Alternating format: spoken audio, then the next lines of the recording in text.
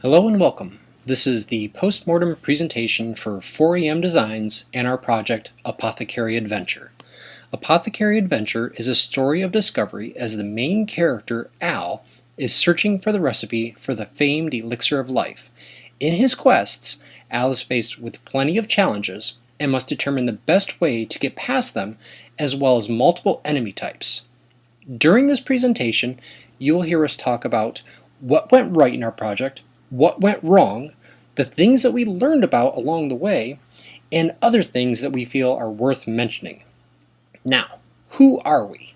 The team of 4AM Designs consists of Daniel Alexander, our team lead and lead mechanics designer, Anthony Hurst, our lead programmer, Joshua Jacobson, our lead level designer, and myself, Kevin Rhodes, the lead art director, with supporting assistance from Jonathan Santoni, Andrew O'Connor, and Andy Phillips of Full Sail along the way. Without their help, we would not have made it. Overall, we feel the artistic design of the game went very well. We originally felt like the game should have a very cartoonish look and feel to it. Over the course of the project, that vision slowly morphed into what it is today.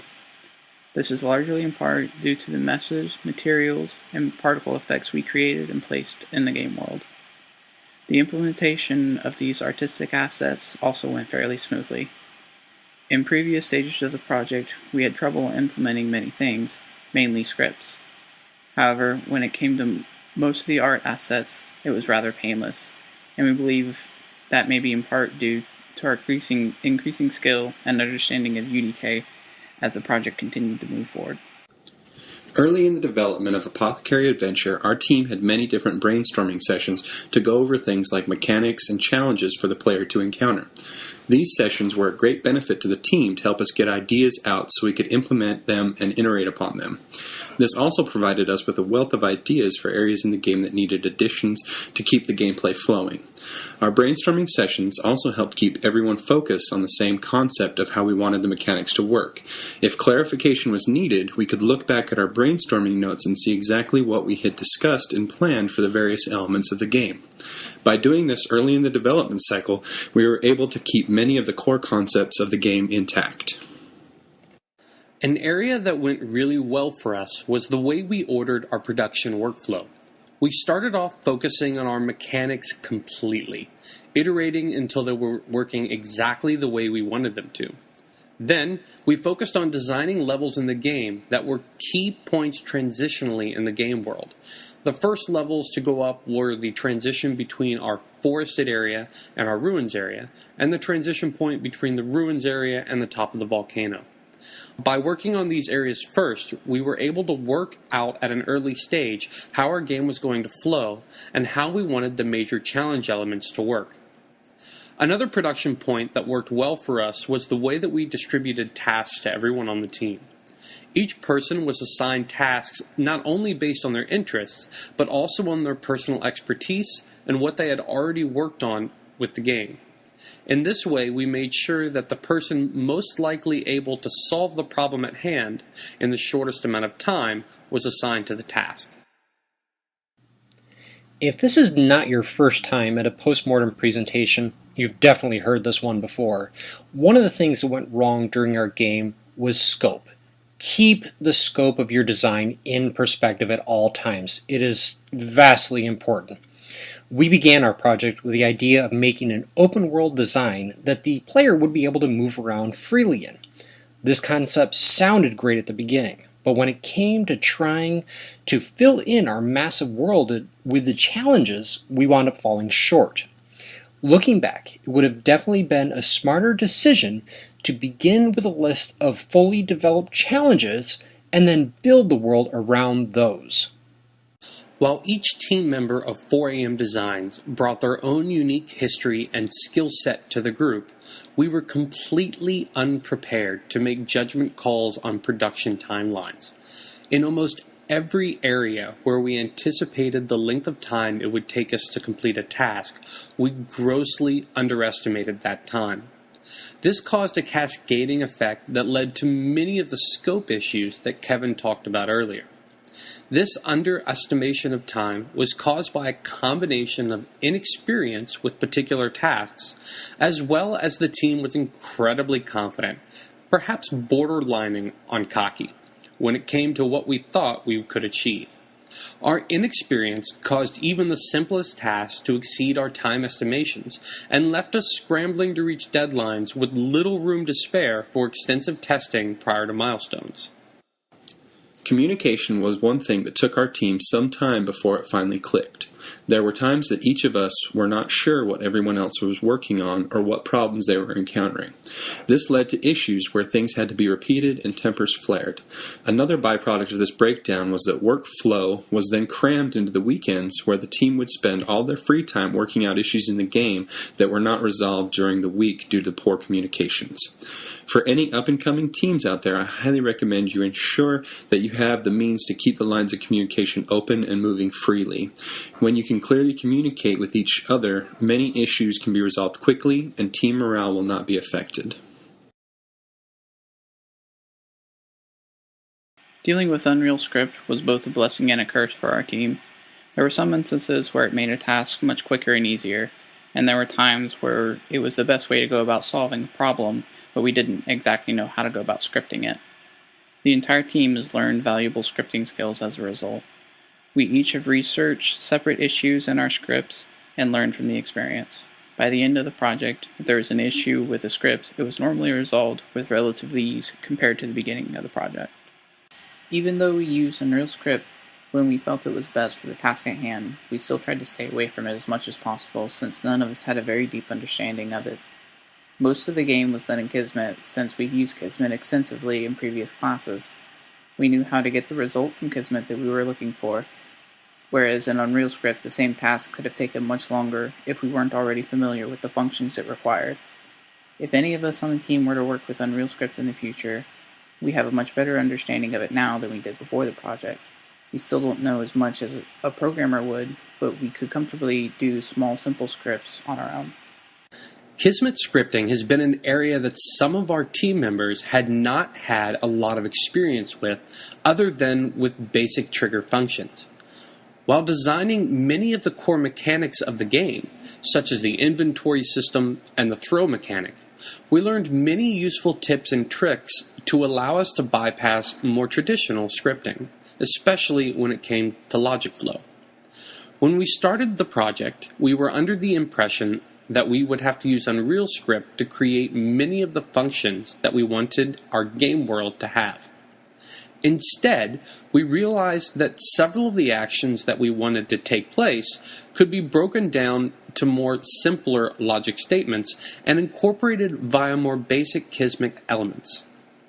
While we may have had to create a more complex and larger number of statements in Kismet to achieve the same goal as could be created in Unreal Script, the overall outcome was the ability to conceive and create items without the need for extensive research into functions and syntax.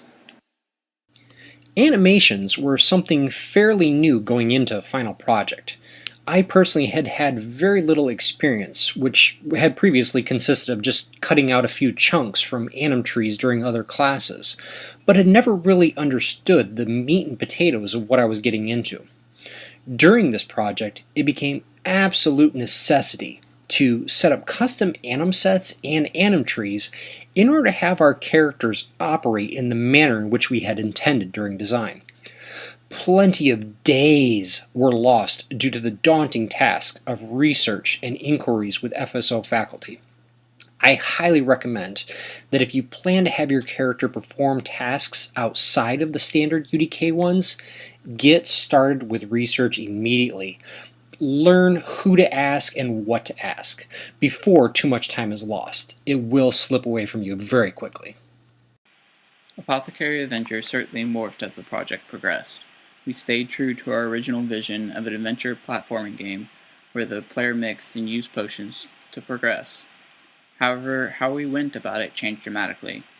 One of the biggest things that changed was that we originally had the player select which herbs they wanted to mix to try to create a potion. That proved to be cumbersome to the player, as they needed quite a few potions to play the game. The players constantly had to switch to the alchemy menu to select herbs and make the potions, and then resume gameplay to use the potion. To fix this, we streamlined the entire potion-making process into what it currently is, where the player no longer has to select which herbs to use. Instead, they're selected automatically for the player. It was changes very similar to this that caused the game to change over the course of the production, yet still retain our original vision. In Apothecary Adventure, you control Al and must lead him on a journey through forests, ruins, and other locales in search of the elixir of life. Al has at his disposal various potions and flasks that he can use to increase his abilities as well as deal different types of elemental damage to enemies and the environment. Using these potions, Al must make his way through different obstacles and challenges in pursuit of his goal. Within Apothecary Adventure, players will learn how to create 5 different potions and flasks, each with its own unique use. 2 of these potions enhance Al's abilities, namely his ability to jump over objects and pass through objects. The remaining flasks allow Al to deal elemental damage with fire, ice, and thunder to enemies and the environment. With these potions at his disposal, Al's able to conquer many things from overgrown vines to huge iron golems. Even molten lava does not stand a chance against Al's alchemical skills. One of the biggest things that helped the gameplay in Apothecary Adventure flow was mapping all the potions used to the mouse. This change made the game easier to control and allowed the player to react much faster to events happening in the game world. The original idea for our game was an open-world design with a throwback look and feel from Mario or a Zelda adventure. We had planned out a simple, clean appearance that would let players focus on the challenges and not the graphics of the game. We knew from day one that we could not make real professional quality assets, but we were also 100% sure that we did not want to use UDK assets. Throughout the development of our game, we found the project to be an evolution of our original concept. Each brainstorming session led to a plethora of new ideas and new ways to challenge the player. With each iteration of ideas, we saw the design shift away from the more cartoonish appearance of our original towards the final design. There was never any attempt to stop this evolution, as it felt like the right move. It felt natural as it developed. In the end, we are all very pleased with the outcome. There are several features within the game that we are very proud of how they turned out.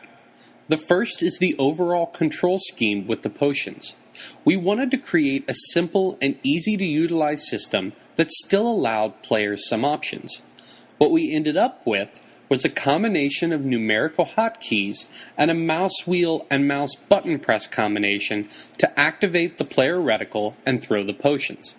This allowed players who are used to different control schemes a better chance to be familiar and comfortable with ours. Another feature that we want to bring attention to is the sound in the game. We were extremely lucky to be able to work with an exterior sound engineer named Jonathan Santoni, another student here at Full Sail. He joined us with 2 weeks to go until the end of the final project, unaware of the shortened timeline. Together, we were able to produce all of the sound effects that are in the game, as well as 5 separate musical pieces. This greatly enhanced the aesthetics of the game and was really essential to bringing the play experience together. Thank you for joining us as we took a look back at our project Apothecary Adventure. We hope that by sharing some of our struggles and successes, you will be better prepared for what your final project may entail.